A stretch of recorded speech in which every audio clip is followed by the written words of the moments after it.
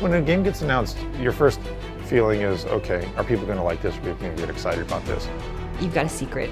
You know, a little bit of a secret, and you want to share it with everybody because everyone's going to be super excited once it comes out. The atmosphere in the office is just incredibly hectic. I had a little bit of anxiety because that's normal, because that's what happens when you're about to announce something. Everybody here is excited about this. The real question is, are they going to appreciate it for what it is?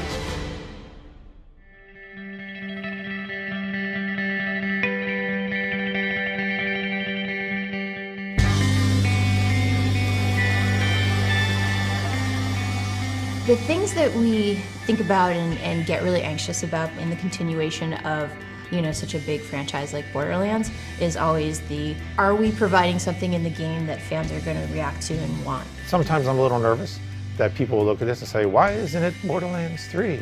Because we wanted to tell more stories that take place in the world that's here. And also, it's between Borderlands 1 and Borderlands 2. We're trying to give them something for everyone who still has their consoles and still wants to play more Borderlands, you know? I have no idea. Because I know we wanted to do something with the Bandit Bus. That was always the intent there, was that they made something. This takes place chronologically after Borderlands 1. That could literally be the blue bus from Borderlands 1. They just stole it, or however. Okay. The idea that they somehow got a hold of that bus and then threw bandit crap on top of it is pretty good.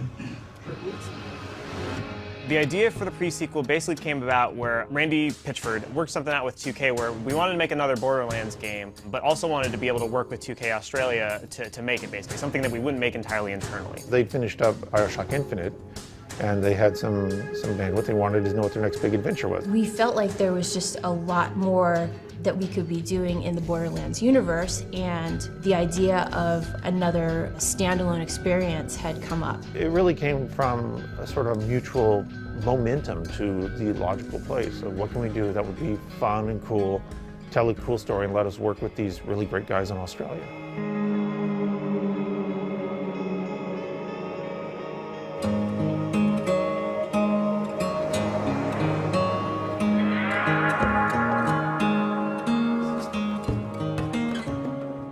If we continue with that flip, here it won't be able to aim at you, it won't be able to shoot at you because it's not facing you. Yeah.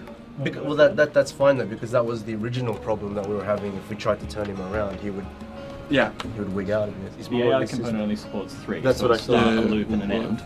So unless Pat codes in something specifically for its support for animation, so it looks good, we need it in 3 parts. But that's why I was saying you could... 2K Australia was actually formed as Irrational Games Australia way back in 1999. We're celebrating our 15-year anniversary this year, same as Gearbox. It's a kind of a funny coincidence. We just kind of wrapped up 10 years of development on BioShock 1, 2 and BioShock Infinite last year, and that's when we came about working on this game, Borderlands, the pre-sequel. The way it generally works is, I think a lot of the design and narrative stuff is handled over here. We have a lot of really talented art guys over in Dallas who handle a lot of the direction, which we then kind of implement over here. So there's a lot of different studios working on this, and we have to sort of juggle between it, but it seems to work pretty well. We found a lot of similarities between the way we work, to the point where our strengths just come out naturally. I never would have expected that Australians would get along really well with Texans. There's just something between our 2 studios. We seem to get each other pretty well.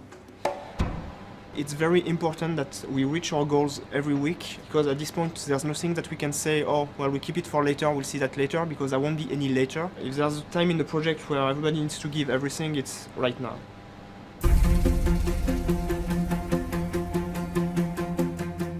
Gearbox is enabling Australia to really bring their creative vision to it, but Australia is respecting the experience and everything that Gearbox has done to build the brand. I mean, I am happy to take some credit for Borderlands generally existing. I'm actually really proud of that, but it doesn't exist without Gearbox and the team, the people, and there's some really cool stuff that shows up every day. You go peek over someone's shoulder when you're in the designer room and see somebody building something that I never thought of, never imagined. It's 2 great teams working on this project, doing some really, really fun and cool stuff.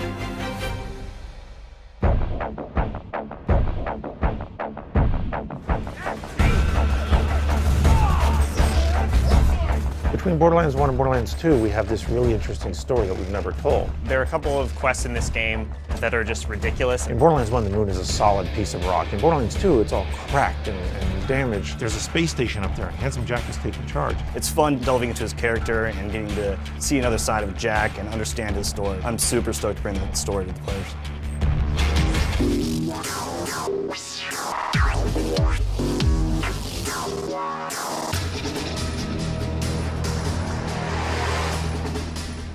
The moon is a great place for this game. It establishes a whole new set of promises for a Borderlands game. The place that gave us the most freedom to really do whatever we wanted was somewhere that lied between Borderlands 1 and 2. Between Borderlands 1 and Borderlands 2, we have this really interesting story that we've never told. In Borderlands 1, the moon is a solid piece of rock. In Borderlands 2, it's all cracked and damaged. Something kind of changed up there. When people play Borderlands 2, there's a Hyperion space station and there's lava cracks all over the moon. The Australia guys really wanted to explore that. And we thought, yeah, we want to explore that too. And also, all our fans wanted to go to the moon. So we basically decided to play around with what you can and can't do in a Borderlands game and sort of push the envelope of like, what if you could go to the moon and have freeze guns and have laser guns and have all this crazy stuff. These things that we've never tried in a Borderlands game before, would that still feel cool and would it still feel like a Borderlands game? And the pre-sequel was an attempt to sort of take some risks and answer some of those questions, and then hopefully we've succeeded.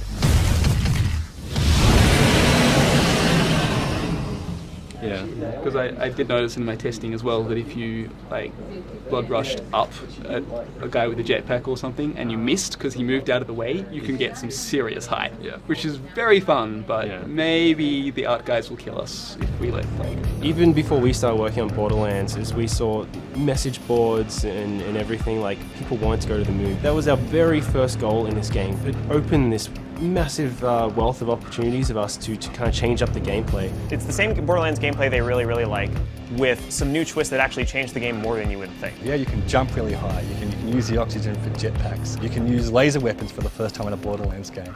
And those are the really fun things that you could only do on the moon. We should do some sort of weird Easter egg if you hop in through there. Oh yeah, if you could like make it up here and like jump around from piece to piece and somehow avoid all the lava explosions. Yeah, it could be pretty sweet. It's actually Claptrap, he's hiding back there. Right.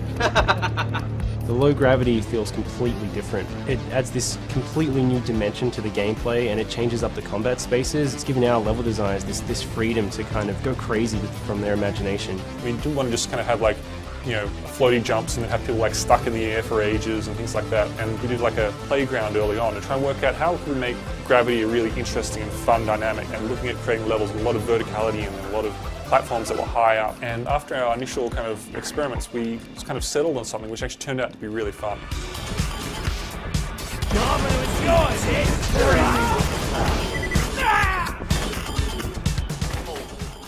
We solved the problem of being floating in the air for ages by having this kind of slam kind of ability. My thoughts on Butt Stomp is that Butt Stomp is hilariously fun. The butt slam is just a wonderful piece of gameplay. It's just called a slam, technically, but I have to call it a butt slam. It's just too much fun to say that. Was it butt slam or was it butt stomp? It's all the above. It's interchangeable. There's nothing like being in the air and being able to just drop down on somebody and stagger them and do a couple shots and headshots and suddenly they go down, and it's just a blast. Send our meanest, greasiest man to grind a Vault Hunter to meaty dust. Was already on it, my love. The cryo weapons have been a really fun one for us to implement. One of our programmers really early on was really keen on creating some kind of ice-shattering kind of tech. We actually have this really cool system that will freeze enemies. So initially when you start shooting them, they'll start to slow down, they'll start turning a little bit blue, but then you can actually freeze them solid. And if they're frozen solid and you get their health low enough, you can actually shatter them. You can either run into them and melee them, they'll shatter into these beautiful ice shards floating off. But also one of my favorite things to do is freeze someone from above, then slam down and shatter them. And we'll also work with like laser weapons, where if you have a laser and you slice through a guy that's made of ice, it'll actually fall apart into two pieces. You know, so that kind of combined with the low gravity and other things, it's really changing the way that you play Borderlands, and I think players are going to really like it. They're really going to enjoy it, and the payoff is going to be huge for them.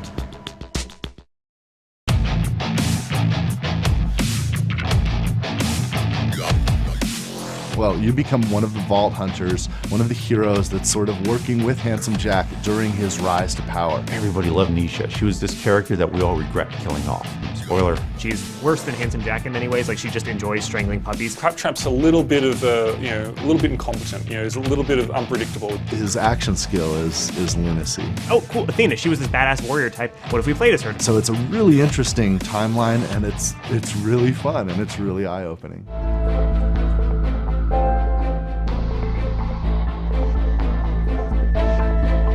When it came time to do the pre-sequel, we were trying to look for characters that could show up and do really cool stuff, but also had a context existing beforehand. So what we did was we looked at the characters who were actually around Handsome Jack at the time and said, are any of these characters that we'd like to turn into something? Are any of these characters worth exploring? And so what we landed on, we got Nisha, the Lawbringer, we've got Athena, we've got Wilhelm, and of course, Claptrap. There's 2 female characters, there's 1 male character, and there's a robot. It's about reflecting people as they are in the world, as we are in our fans, and people as they are, right?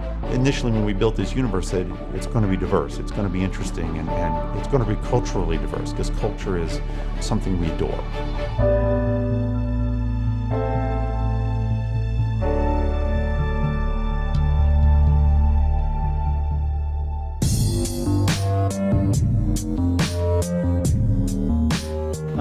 I got some feedback from Zach on the Sugar Wraths and how we're going to have the Wrathids attack the player, so I'm going to try out a couple of suggestions that he made, including giving them a lightning tether. It could be funny, so I'm going to try it.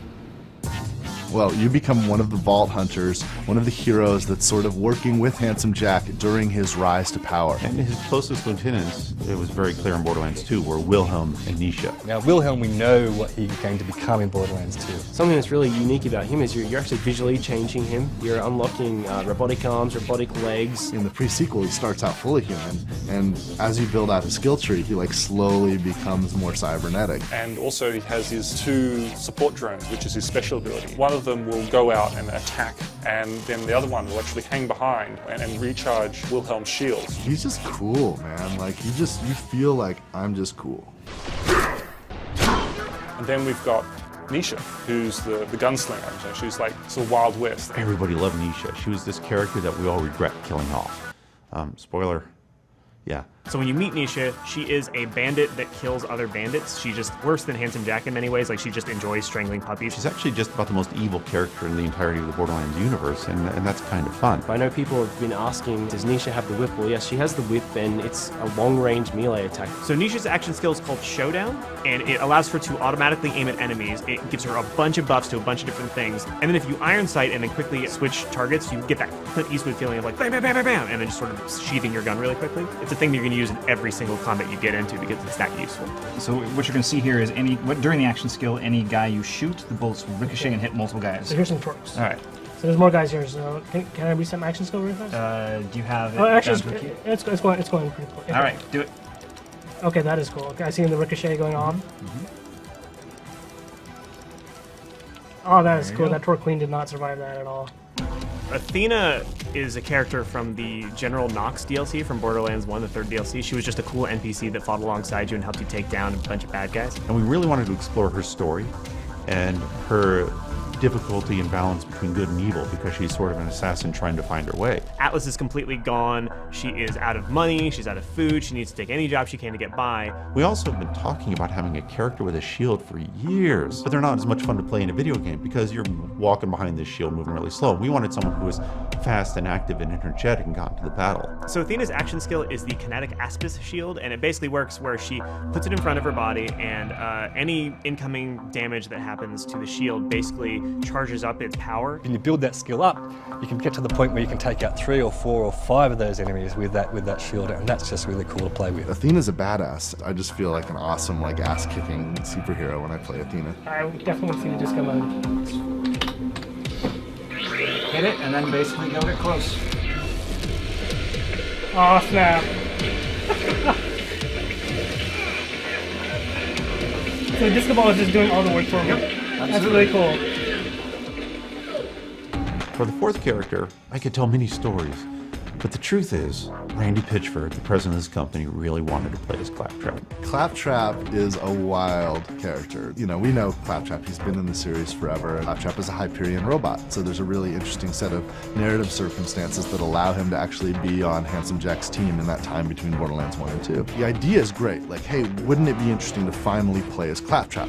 But what does that actually mean? Claptrap's a little bit of, a little bit incompetent, he's a little bit of unpredictable. And he's kind of an idiot.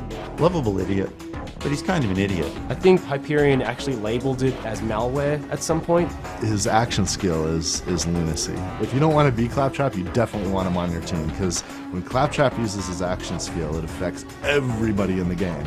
And oftentimes for good, but sometimes just weird stuff happens, just goofball stuff, and the whole gameplay changes. People are kind of telling the story of their experience of playing as Claptrap, and everyone's going to have a completely different story to tell. Oh yeah, better come on!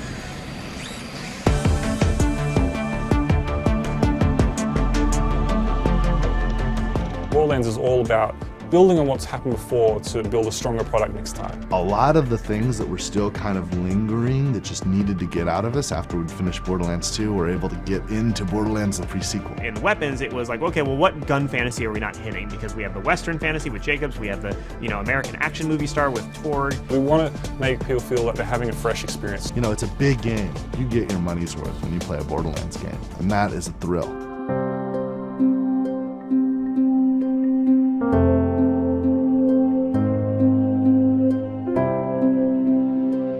Borderlands is all about building on what's happened before to build a stronger product next time. Like with any Borderlands game, it's a game that you can sort of play with some friends and sort of just hang out and have a fun time with and not take terribly seriously, because it's a game that doesn't take itself all that seriously. The first rule of drama is put interesting characters together and let them interact. And I think that's one of the things that Borderlands is very good at. We really want to kind of move the industry forward in a lot of ways.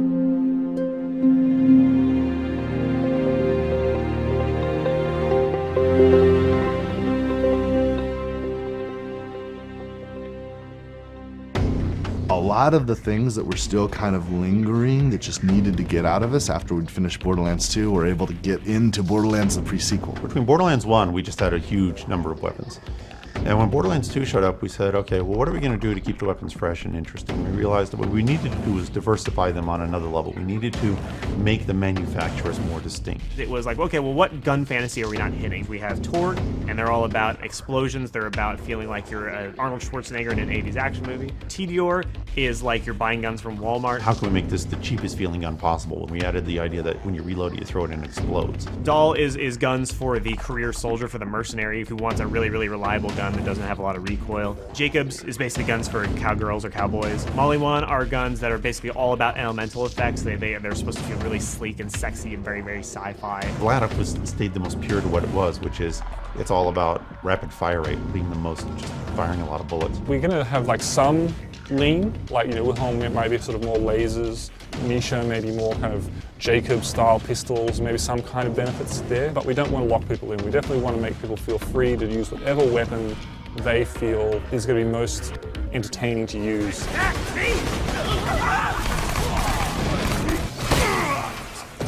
I don't know how they managed to get 2 Borderlands games in and not have lasers. The opportunity for us to be the guys that bring lasers to Borderlands, it's awesome. So laser guns are in and of themselves an entire weapon type. So there's 4 main manufacturers that have laser weapon types. As you move between the different laser manufacturers, it completely changes the type of weapon. Another one is the traditional Ghostbusters style beam weapon. Dahl is the blaster style, so think of your Star Wars Stormtrooper. Hyperion is more kind of like a railgun, so single shot, high damage, very accurate. And Tediore is kind of like a split beam, kind of like a laser shotgun. Elemental effects apply to all the weapons, so you can totally get a cryo laser where you're shooting at an ice beam, freezing a guy and shattering him in one go. Every laser has a different identity, just similar to Borderlands 2. That makes finding new ones an exciting experience. Our creative director, if we ever have a meeting that isn't about lasers, I think he actually gets a little tear in his eye. He's so excited about lasers whenever we talk about them. It's really fun for me to play a game where I'm playing a Borderlands game and finding guns that I don't know what they're going to do before I pick them up.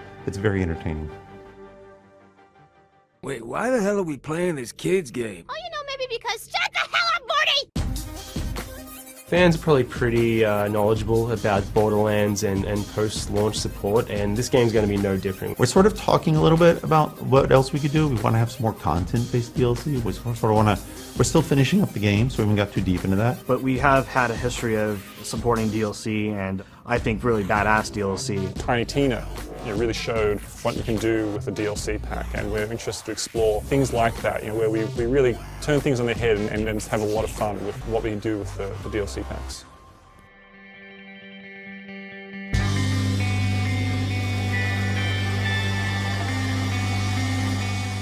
There's two things. There's two things that make Borderlands special. And one of them is math. You can figure out fun with math.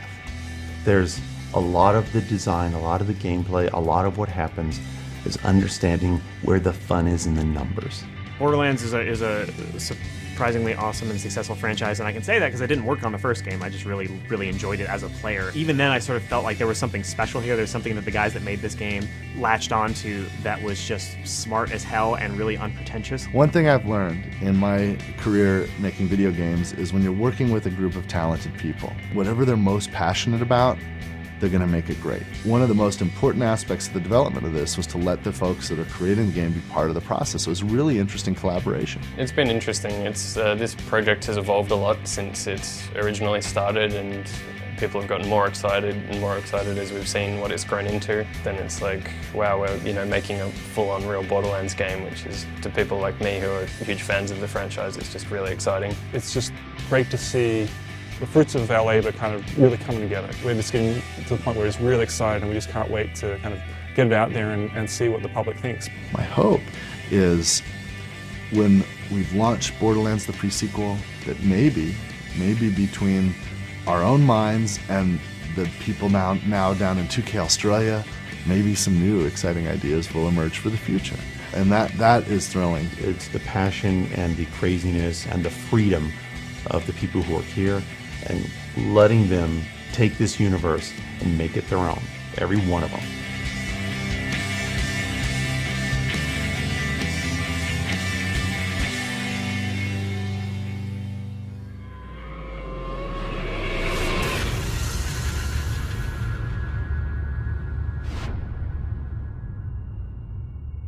You coming?